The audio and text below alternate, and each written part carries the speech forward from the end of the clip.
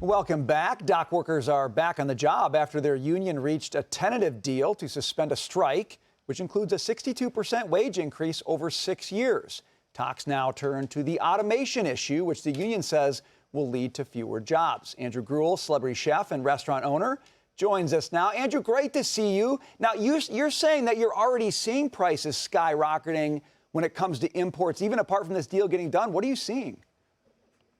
Yeah, immediately upon the mention of this potential strike, we got emails from all of our distributors saying that prices are going to be increasing, that the quantity of products are going to be a little bit tight, and prices immediately started to go up.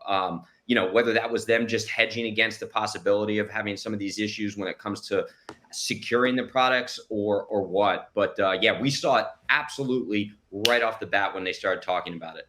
Andrew, there's been conversation around domestic production of food. You realize when you have a port strike, if you're relying on imports, it could be dangerous. You're saying that's very important for this country. Explain.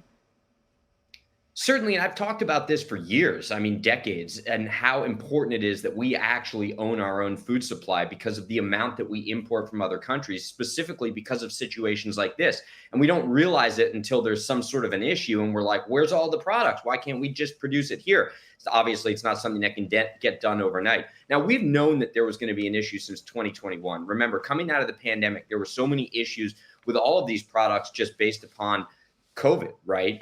And all these other kind of micro issues. And they knew that this contract was coming up for renewal in 2024. So I'm shocked that they didn't actually figure out some sort of a strategy whereby they could hedge against these issues.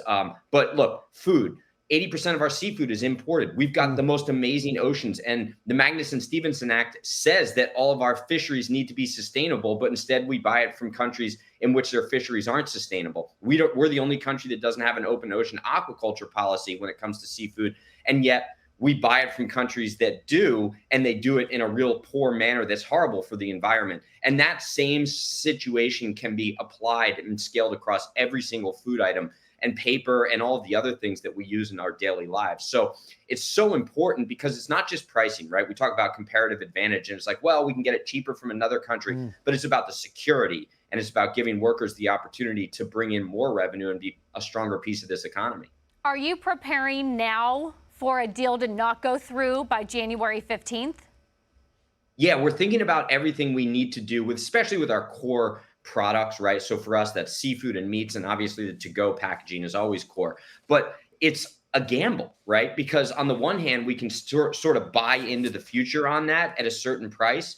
But if then there isn't an issue, then we've paid top dollar for something that we could get later on down the road at a lower price. In the same rate, we can also secure that product and then end up having that product and the price goes up. But we've got to put cash on the line. And if all of that cash is holding up in terms of inventory, well, then we don't have that cash to make everyday purchases and to be able to increase our opportunities to bring in more business, whether it's just, new tables, hiring more people, or dealing with the daily issues we're seeing in this economy every single day, especially in California. For small business owners, you have so much uncertainty anyway. Having to layer this on top of it, I can't even imagine what a pain that is. But Andrew, we appreciate your perspective. Thanks for coming in today.